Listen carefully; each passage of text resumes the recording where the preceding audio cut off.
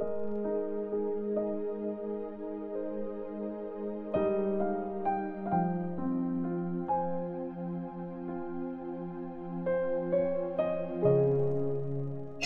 chapter 10. Ang parable tungkol sa shepherd. Sinabi ni Jesus, tandaan niyo, ang taong hindi dumadaan sa pinto ng kulungan ng mga tupa at umaakyat sa bakod ay isang magnanakaw at kawatan. Pero ang taong dumadaan sa pinto ay ang shepherd ng mga tupa. Binubuksan ng bantay ang pinto para sa kanya. Tinatawag niya sa pangalan ang mga tupa at naririnig nila ang boses niya. Ginagayad niya sila palabas ng kulungan. Pag nailabas na niya ang mga tupa, nauunang shepherd at sumusunod ang mga tupa sa kanya kasi kilala nila ang boses niya. Hindi susunod ang mga tupa sa ibang tao. Instead, lalayo sila kasi hindi nila kilala ang boses ng iba. Kinuwento ni Jesus sa kanila ang parable na to, pero di nila naintindihan ang sinasabi niya. Si Jesus ang Good Shepherd. So, nagsalita ulit si Jesus. Tandaan niyo, ako ang pinto na dinadaanan ng mga tupa. Yung mga unang dumating sa akin ay mga magnanakaw at kawatan at di sila pinakinggan ng mga tupa. Ako ang pinto, maliligtas ang lahat ng dadaan sa akin. Pwede silang maglabas-pasok para makahanap ng madamong lugar para kumain. Dumadating ang magnanakaw para lang magnakaw, pumatay, at manira. Dumating ako para magkaroon ng buhay ang lahat, yung buhay na masagana. Ako ang Good Shepherd. Ready akong mamatay para sa mga tupa. Ang taong binayaran lang para magbantay ay hindi kagaya ng shepherd kasi hindi kanya ang tupa. Pag nakita ng taong yun na may paparating na wolf, tatakbo siya at iiwanan niya ang mga tupa. Saka aatake ang wolf at guguluhin niya ang mga tupa. Tumatakas ang bantay kasi binayaran lang siya at wala siyang pakialam sa mga tupa. Ako ang Good Shepherd. Kilala ko ang aking mga tupa at kilala din nila ako. Ganito din kami. Kilala ako ng tatay ko at kilala ko siya.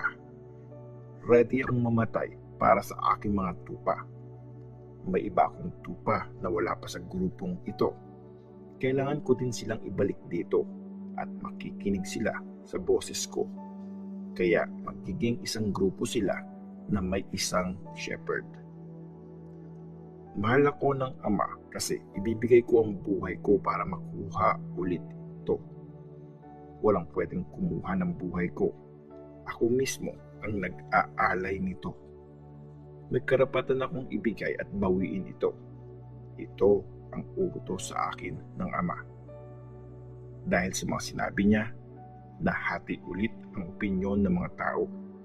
Marami nagsabi, sinasapian siya. Baliw yan. Bakit kayo nakikinig sa kanya?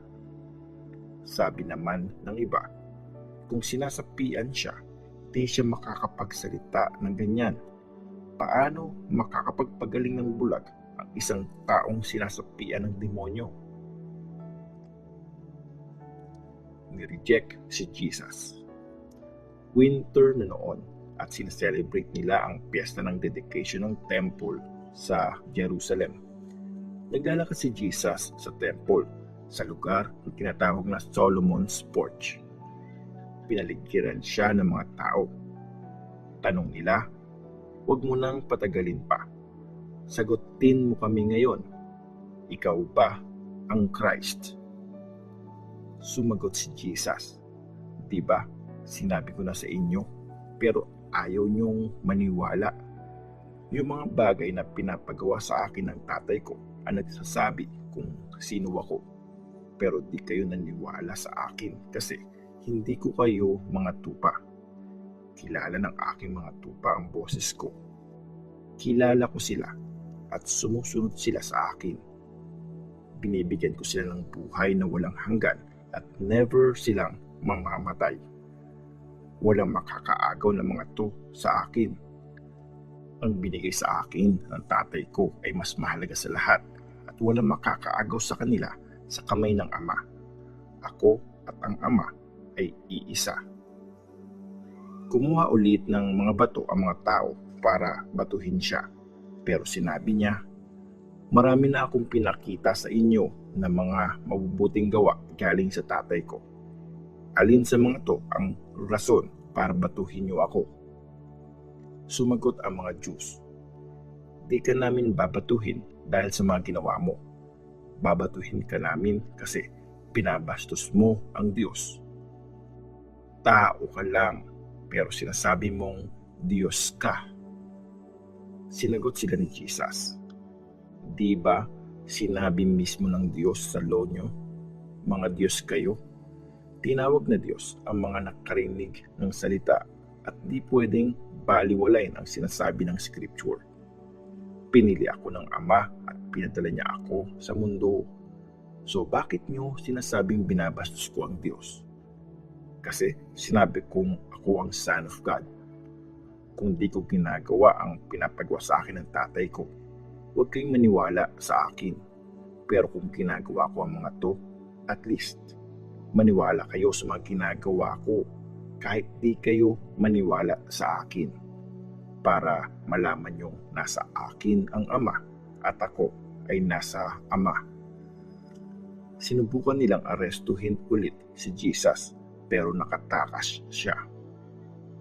Bumalik ulit si Jesus sa kabilang side ng Jordan River kung saan nagbabaptize dati si John. Tapos nagstay siya doon. Pinuntahan siya ng maraming tao. Sabi nila, wala namang ginawang miracles si John, pero totoo ang lahat ng sinabi niya tungkol sa taong ito. At maraming tao doon ang naniwala kay Jesus.